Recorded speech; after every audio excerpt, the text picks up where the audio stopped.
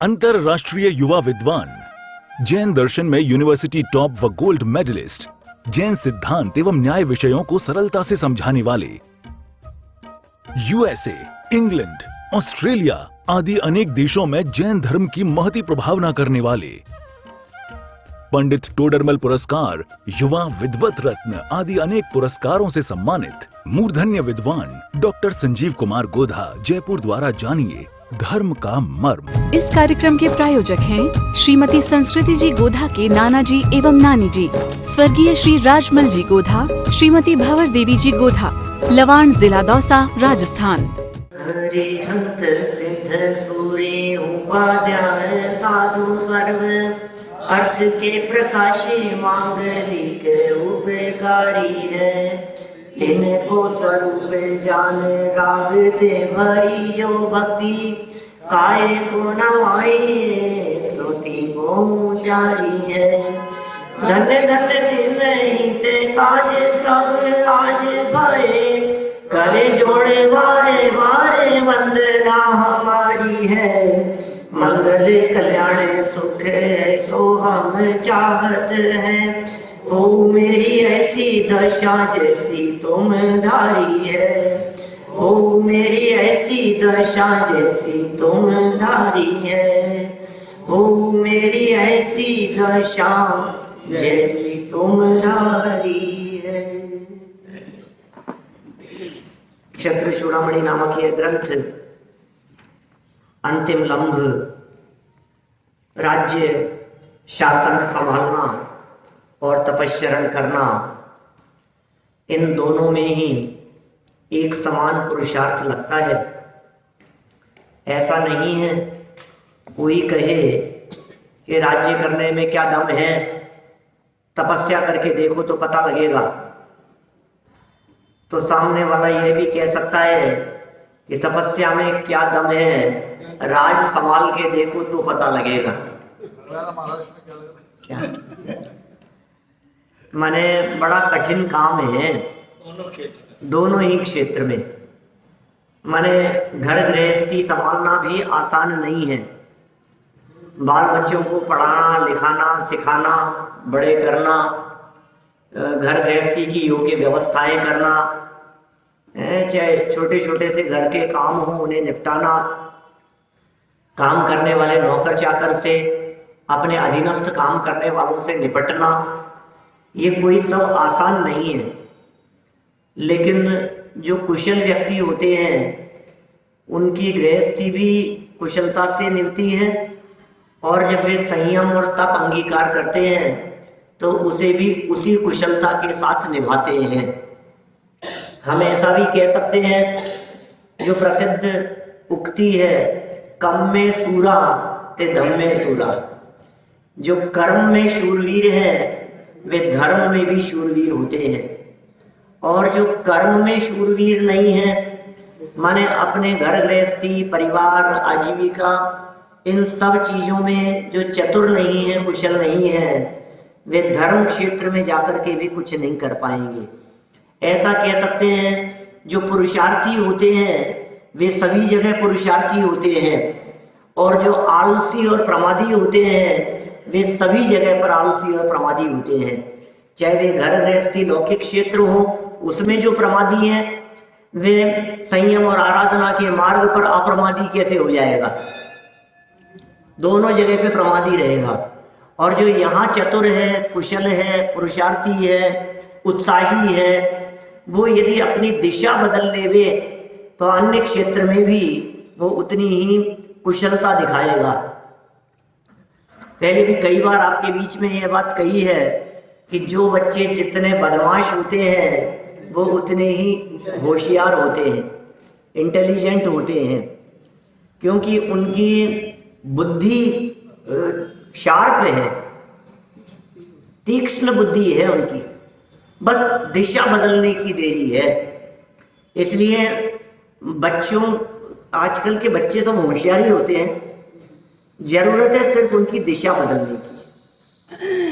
माने बच्चे कमजोर नहीं है, क्योंकि जो मोबाइल चलाने में होशियार है, जो आपको यदि आपसे नहीं हो रहा हो और वो फटाफट करके दे देवे छोटे छोटे से बच्चे, तो इसका मतलब उनकी बुद्धि तो तेज है। तो बुद्धि तेज है तो फिर होशियारी दिखती क्यों नहीं है?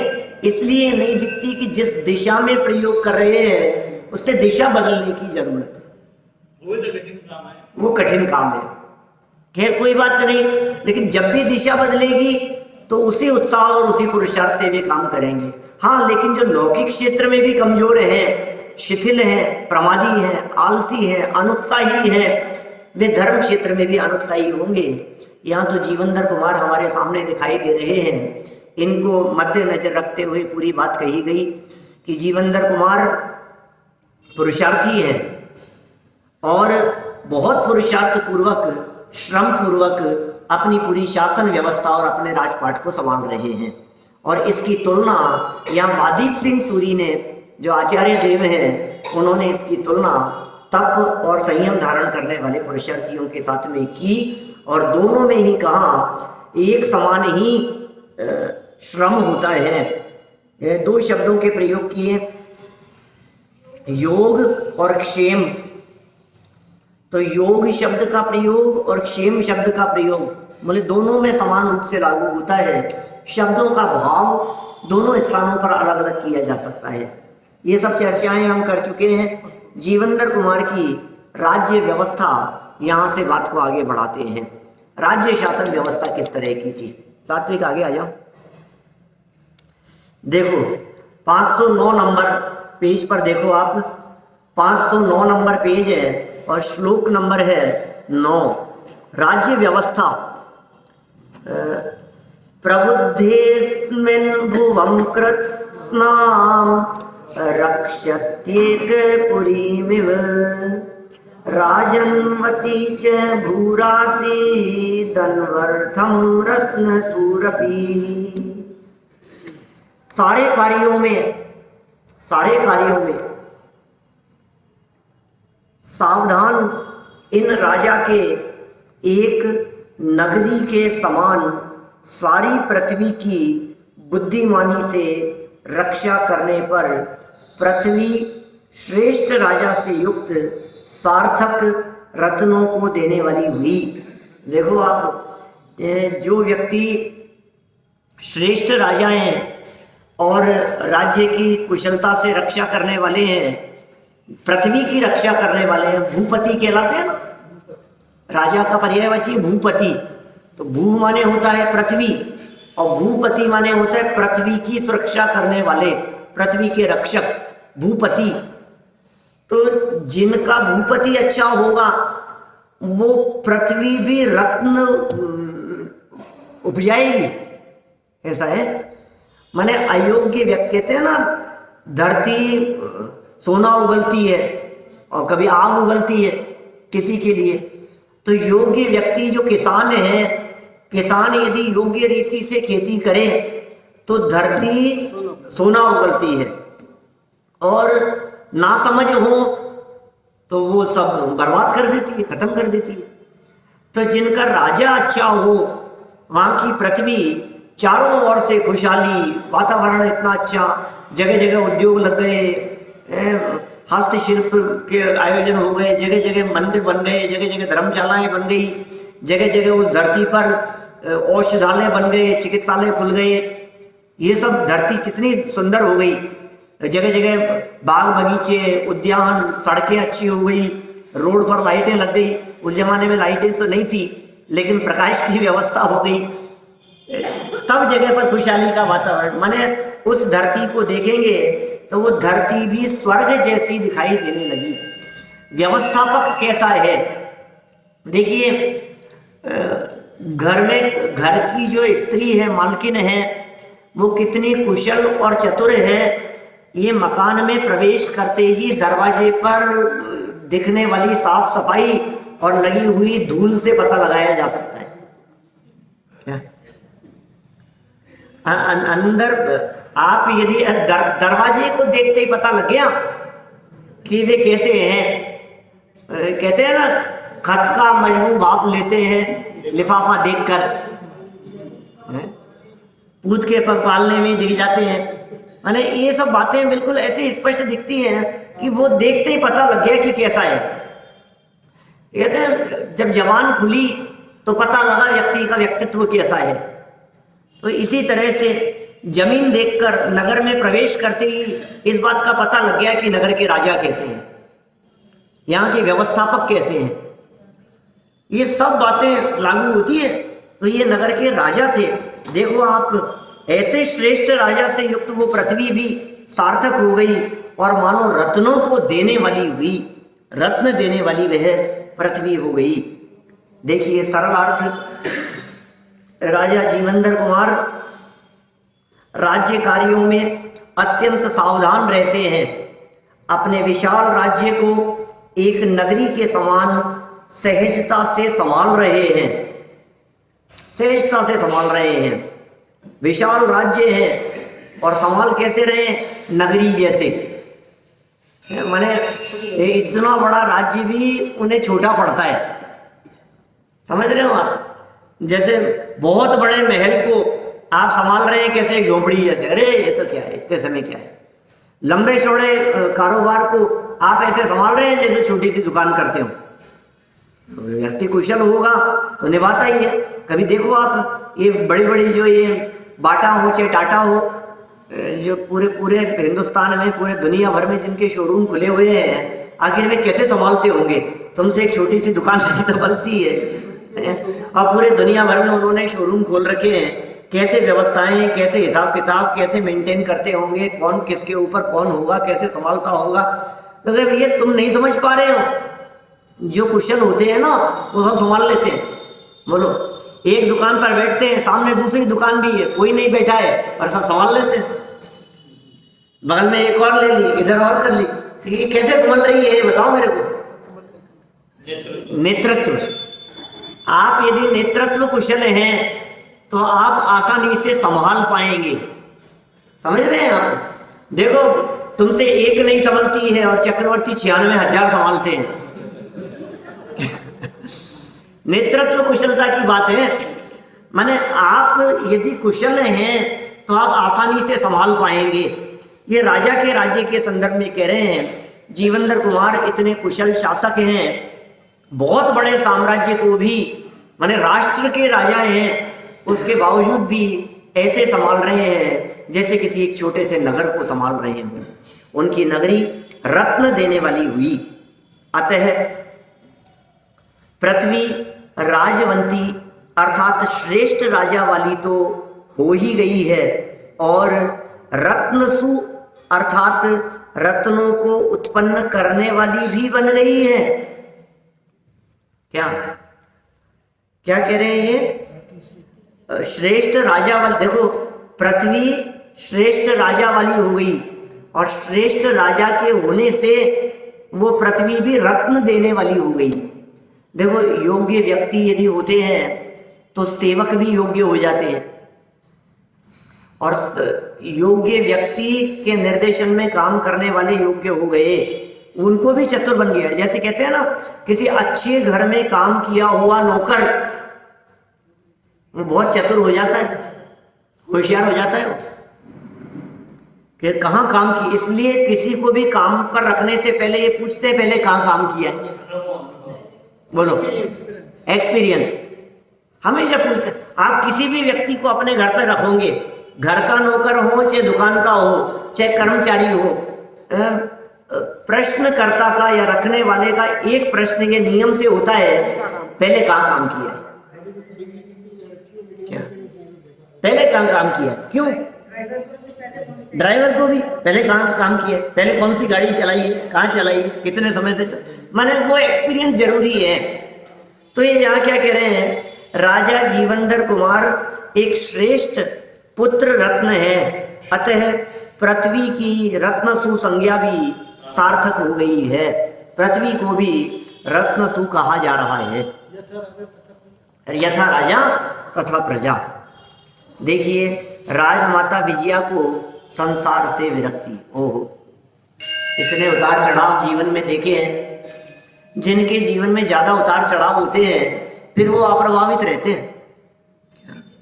जिन्होंने जीवन में बहुत उतार चढ़ाव देख लिए हो ना, फिर उन्हें ऐसे लगने लगता है कि बहुत संपन्नता हो जाए तो भी कुछ दम नहीं है, और कुछ नहीं रहे तो भी कुछ दम नहीं है। ये सब आनी जाने वाली चीजें दिखाई देती है। और जिन्होंने उतार चढ़ाव न देखे हो और हरी हरी देखी हो या और सूखी नहीं देखी, तो वे दरिद्रता में रोते हैं, आत्महत्या कर लेते हैं, संकट आने पर कूद जाते हैं 4 मंजिल से, ऐसी हालत होती है।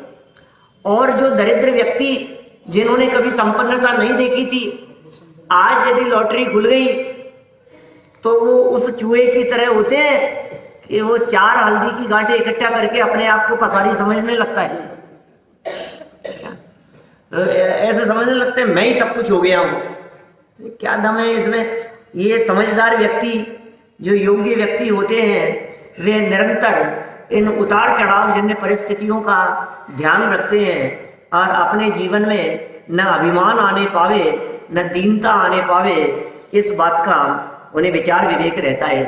रानी विजया ने अपने जीवन में कितने उतार चढ़ाव देख लिए, कहाँ कहाँ नहीं रही वो। आज उसे संसार से विरक्ति सी दिखाई दे रही है। देखिए 10 नंबर के श्लोक में क्या बात कहते हैं। एवं विराजमाने मिन राज राजे महोदये विजया जननी तस्य विरक्ता संसृता बभूत। इस प्रकार महान उदय वाले इस राजेश्वर के विराजमान होने पर विजया नाम की जीवंदर कुमार की माता, जन्मदात्री माता संसार से विरक्त हुई, अर्थात उसे वैराग्य उत्पन्न हुआ। अब देखो धीरे धीरे वैराग्य का वातावरण छाने वाला है। राज्य भी मिल गया, विवाह हो गए, संपदा मिल गई, अच्छे से राजपाट संभालने लगे। अब ये तो प्रथमानुयोग है, संपन्न कहाँ होगा? अब ये जाकर के संपन्न हो जाएंगे कहाँ? सब धीरे धीरे वैराग्य का वातावरण छाने वाला है। तो रानी विजया जो थी, ये जीवंदर कुमार की माता जो राजेश्वरी थी, अब यह संसार से विरक्त हो गई, उन्हें वैराग्य उत्पन्न हो गया। अज्ञानी फंसता चला जाता है, सही बात है। अज्ञानी होता है, वही कहते हैं ना, वो संपत्ति और संपन्नता को पाकर अज्ञानी व्यक्ति फंस जाता है। इसलिए ना समझ के लिए भोग संपदा फंसाने वाली होती है, और समझदार व्यक्तियों के लिए वो संपदा और संपन्नता वो उसे उलझाने वाली नहीं होती। माने समझदार व्यक्तियों को यदि सुविधाएं दी जावे तो वे बहुत आगे बढ़ेंगे, तरक्की करेंगे, और यदि ना समझ व्यक्तियों को संपदा दे दी जावे, संपन्नता मिले, तो फिर वे उनके विनाश का ही कारण बने, पतन का कारण बने। इसलिए ये जो कथन है ना, जो बड़े पंडित जी का वाक्य है, संस्कार के बिना सुविधाएं पतन का कारण है। संपत्ति को, सुविधाएं को, संस्कार के बिना सुविधाएं पतन का कारण है।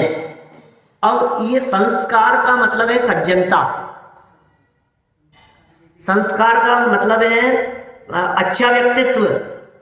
अब ये यदि है और सुविधाएं हैं तो उत्थान का कारण है, और यदि अच्छे संस्कार नहीं है, यदि नैतिकता नहीं है, ईमानदारी नहीं है, एक जीवन में उत्कृष्टता नहीं है, और सुविधाएं दे दो उसको, तो क्या होगा?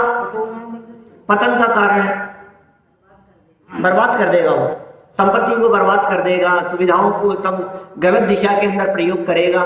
जैसे एक योग्य व्यक्ति के हाथ में यदि हथियार हो तो वो देश, समाज, संस्कृति, पुरातत्व इनकी सुरक्षा करेगा, लेकिन ना समझ व्यक्ति के हाथ में यदि हथियार हो तो वो उन्हीं हथियार से विनाश करेगा। हथियार तो हथियार है, उनको सुरक्षा में उपयोग लेना है कि विनाश में उपयोग लेना है, ये निर्भर करता है उसकी बुद्धि पर।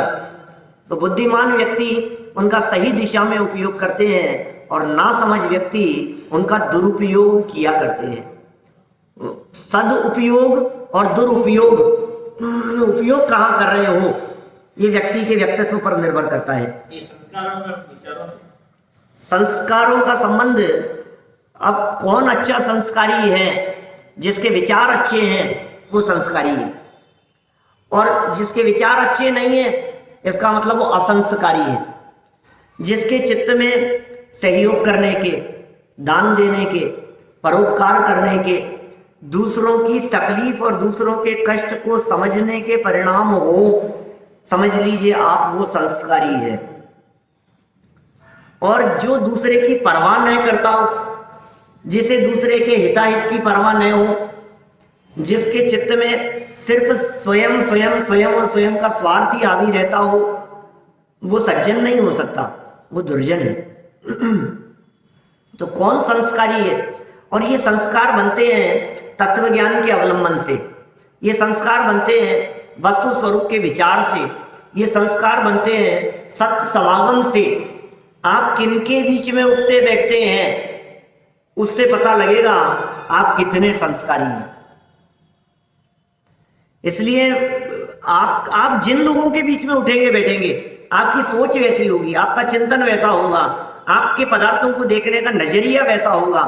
अरे ये जो धन और पैसे के पीछे दौड़ने वाले और इससे जो क्या कहते हैं अच्छे अर्थशास्त्री जो होते हैं, वे यहाँ तक बात कहते हैं, उनकी दृष्टि से बात कहता हूं, आपके पास कितनी संपदा है, आपके पास में कितना पैसा जीवन में होगा, आपके 4 मित्र, उनकी संपदा को जोड़ लो, उसका एवरेज निकाल लो, 4 को जोड़ के 4 का भाग दे लो, तो उसकी जो एवरेज जो संपदा होगी उतनी आपकी संपत्ति होगी।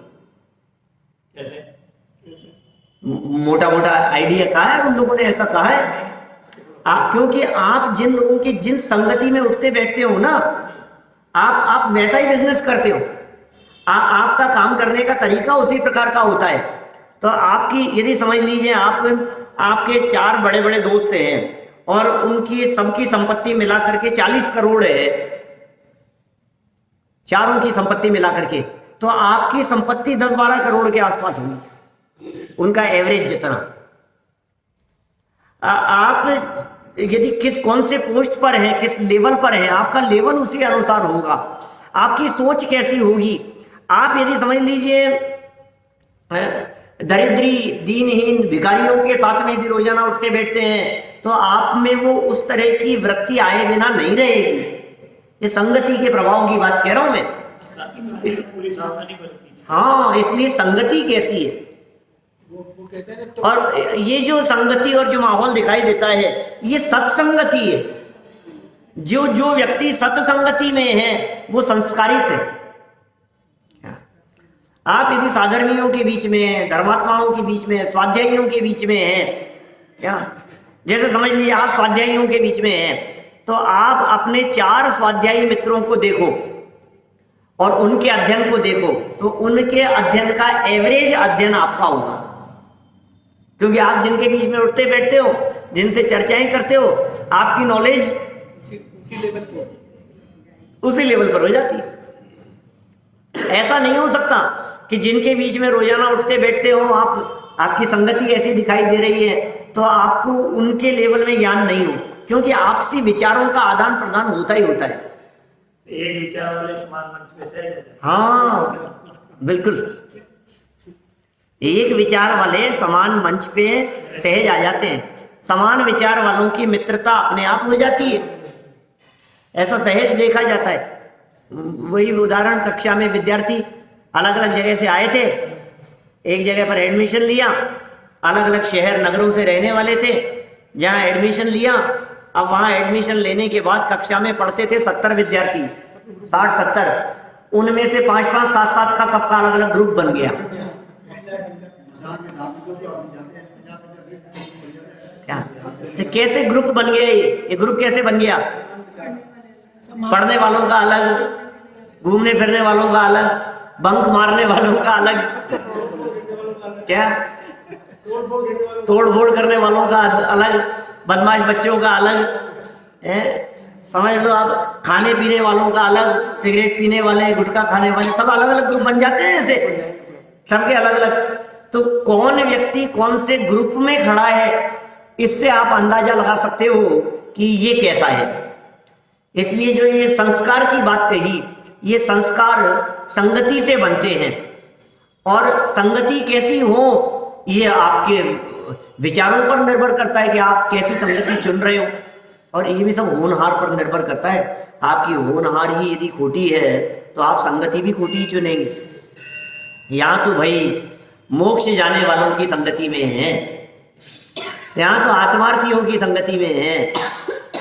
अब विषयों में नाही फंसेंगे, निजानंद पान करेंगे। अब उलझने वालों की संगति नहीं है, अब तो सुलझने वालों की संगति है। अब तो यहां से मुक्त होने वालों की संगति है। अब हम आकुलित लोगों की संगति में नहीं है, अब तो हम निराकुल लोगों की संगति में है। ये नहीं साहब, निराकुल तो कोई नहीं दिखता है। अरे वादीप सिंह सूर्य आचार्य की संगति कर रहे हो आप। हम हमारी संगति में ये आचार्य है, हमारी संगति में ये विद्वान है, हमारी संगति में ये ज्ञानी है, हमारी संगति में ये आत्मार्थी हैं, जिनकी मंजिल वो है, जिन्हें संसार में भटकना नहीं है, रुलना नहीं है, उनकी संगति हम कर रहे हैं। विजया माता भी देखिए, आप विविध प्रकार की परिस्थितियों को देखकर ऐसा नहीं है कि वे परिस्थितियों में ही उलझी रही हो, स्वाध्यायी तो थी ही। राजा सत्येंद्र भी बहुत धर्मनिष्ठ थे और रानी विजया भी बहुत धार्मिक थी। वो धार्मिक संस्कार कहीं न कहीं उन जीन्स में वो जीवंदर कुमार तक पहुंचे हैं, और जहां रही, आश्रम में रही, साधु संतों के आश्रम में रही, तत्व चिंतन मनन करती रही, वैराग्य में जीवन ही जिया है। क्योंकि उस परिस्थिति को देखकर देखो, आत्महत्या तो नहीं कर ली, शांत परिणामों से अपना जीवन यापन करती रही। और अब जब बेटे को राज्य मिल गया तो बोले अब मुझे जीवन में क्या चाहिए, अब तो मुझे दीक्षा ले लेनी चाहिए। ये वैराग्य का परिणाम रानी विजया के चित्त में, उनके परिणामों में चलने लगा। देखिए, सरल अर्थ में कह रहे हैं, पूर्वोक्त प्रकार से, जैसा पहले कहा जा चुका है, पूर्वोक्त प्रकार से महान पुण्योदयी राजा जीवंधर कुमार सुचारू रूप से राज्य संचालन करते हुए अत्यंत शोभा को प्राप्त हो रहे थे। पुण्य के उदयी तो थे ही, जैसा कि पहले निश्चित है, पहले से ही उनको पुण्योदयी कहा गया था। पुण्योदयी, पूर्व पुण्योदयी ये जीवंधर कुमार सुचारू रूप से राज्य संचालन करते हुए अत्यंत शोभा को प्राप्त हुए। तब राजमाता विजया सहसा संसार से विरक्ति को प्राप्त हो गई। उन्हें लगा कि अब वैराग्य हो ही जाना चाहिए। और एक उम्र भी होती है, एक समय भी होता है। पुराने समय में तो ये बात प्रसिद्ध थी, 4 प्रकार के आश्रम पढ़े हैं हम सबने, बचपन में पढ़े ना। पहले बाल्य अवस्था, उसमें जाकर के गुरुकुल में, और फिर उसके बाद में गृहस्थ आश्रम, ऐसे ऐसे विभाजन करते थे पहले जब पढ़ते थे तब। 25 साल की उम्र तक ऐसा, फिर 25 साल की उम्र के बाद में गृहस्थ आश्रम, 25 से 50 तक, फिर 50 से 75 तक वानप्रस्थ आश्रम, फिर संन्यास आश्रम। तो ये इस तरह के आश्रम के भेद तो हिंदू साहित्य में इस तरह के विभाजन किए हैं। एक प्रकार से एक उम्र है, एक उम्र के हिसाब से व्यक्ति में प्रौढ़ता आना, परिपक्वता आना, उसका नेचर और उसका स्वभाव उस रूप में बदलना, ये सब स्वाभाविक ही है। देखिए राजमाता विजया का संतोष प्रकट करना। आगे नया श्लोक 11 नंबर के श्लोक में कहते हैं, राजमाता विजया संतोष व्यक्त कर रही है अपने परिणामों के माध्यम से। पैतृकम पद्मद्राक्ष मत्राहं पुत्र पुंगवे कृतः पुरोपकर्तार कृतकृत्या यथोचितम्। इस पुत्र श्रेष्ठ में मैंने पिता के पद को, अर्थात राजा के पद को देख लिया। ओहो, मेरा जो बेटा था वो बेटा उसके पिता के समान बन गया। मैंने पुत्र में उसके पिता के गुण देखे और पिता के पद को आज उसने प्राप्त कर लिया। वे पिता अपने आप को बहुत भाग्यशाली समझते हैं जिनके पुत्र उनकी गद्दी को संभाल लेते हैं। आप जिस बिजनेस को कर रहे हैं, यदि बेटा उस बिजनेस को और आगे बढ़ावे, उसी को संभाले आपके निर्देशन में, तो आपको कितनी प्रसन्नता होती है। चलो मैं अकेला बिजनेस करता था, अब बेटा भी मेरे बराबर हो गया, अब बेटा भी संभालने वाला हो गया, इसी फील्ड में है। और ऐसा देखा जाता है, डॉक्टर के बच्चे डॉक्टर देखे जाते हैं, इंजीनियरों के बच्चे इंजीनियर देखे जाते हैं, बिजनेसमैन लोगों के बच्चे बिजनेसमैन देखे जाते हैं। ऐसा जगत में सहज ही दिखता है, तो वो संभालते हैं सब, और पिता भी निश्चिंत हो जाते हैं। तो राजा के बच्चे राजा देखे जाते हैं, और माँ को कितनी प्रसन्नता होती है कि पिता के न रहने पर वो किसी और के द्वारा छीन लिया गया राज्य आज पुत्र ने पुनः प्राप्त कर लिया। इसे देखकर अत्यंत प्रसन्नता का अनुभव रानी विजया को हो रहा है। पुत्र में मैंने पिता के पद को, देखो पद शब्द का अर्थ दो तरह से लिया जा सकता है। एक पद शब्द का अर्थ होता है पोस्ट, एक पद शब्द का अर्थ होता है पैर। क्या? तो उस पद को माने उस पदवी को संभाल लिया एक ऐसा, और एक उनके कदमों पर चल रहा है, तो उनका अनुसरण कर रहा है। दोनों तरह की बातें हो सकती है ना। तो मैंने राजा के पद को देख लिया, अब मैंने देख लिया कि बेटा पिताजी के पद को संभालने वाला हो गया, और पहले उपकार करने वाले को भी यथोचित कृतकृत्य कर दिया है। अर्थात पहले जिन्होंने हम पर उपकार किया था उन सब का हमने प्रत्युपकार कर दिया। देखिए, दो बातें देखी माँ ने अपने पुत्र में। एक बात तो देखी कि राज्य को संभाल दिया, इसकी खुशी है, और दूसरी बात देखी उसमें संस्कार। बोले अब मेरे निर्देशन की जरूरत नहीं है, अब ये होशियार हो गया। क्या?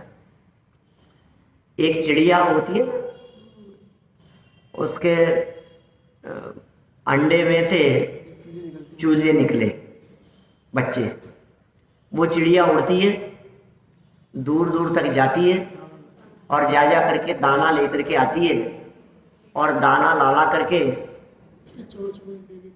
उसके चोंच में ही देती है। हर चीज़ उसको सिखाती है। धीरे धीरे जो उसके बच्चे थे वो थोड़े बड़े होने लगे, उछलने लगे, उड़ना सीखने लगे। क्या? तो उड़ना सीखने लगे तो माँ ने बच्चों को समझाना शुरू किया। क्या समझाना शुरू किया?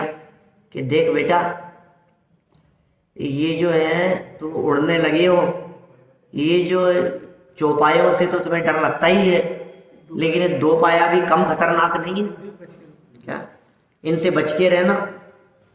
ये तुम्हें पकड़ने के लिए जाल बिछा देंगे, ये तुम्हें पकड़ने के लिए पत्थर मारेंगे छोटे छोटे से बच्चे भी। तो तुम इतनी सावधानी रखना कि जैसे ही ये नीचे झुके तो समझ लेना कि ये पत्थर उठा करके मारने वाला है, तुम उड़ जाना।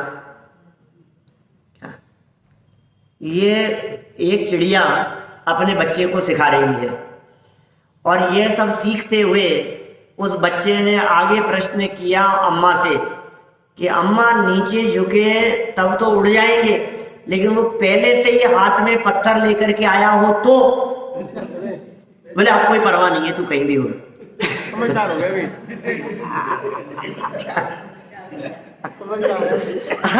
अब तो होशियार हो गया। अब मुझे सिखाने की जरूरत नहीं है, अब तो सीख लिया। क्या? ये विजया माता खूब बच्चे को समझाए सिखाए, ये राजा बन गया, लेकिन उसमें ये संस्कार देखे कि अपने ऊपर किए हुए के उपकारों को न भूले। जिन ने हमारे ऊपर उपकार किए थे उन सब का सहयोग भी मेरे बेटे ने किया है। ये बात मैंने देख ली तो मैंने अपने बच्चे का दिल देख लिया। बच्चे का मन देख लिया, उसकी महानता देख ली, उसकी उदारता देख ली, अब इसे और कुछ समझाने और सिखाने योग्य बचा नहीं है। वो माता अपने पुत्र की इन दोनों बातों से अत्यंत संतुष्ट हो गई। इस कार्यक्रम के प्रायोजक हैं श्रीमती संस्कृति जी गोधा के नाना जी एवं नानी जी, स्वर्गीय श्री राजमल जी गोधा, श्रीमती भंवर देवी जी गोधा, लवाण, जिला दौसा, राजस्थान।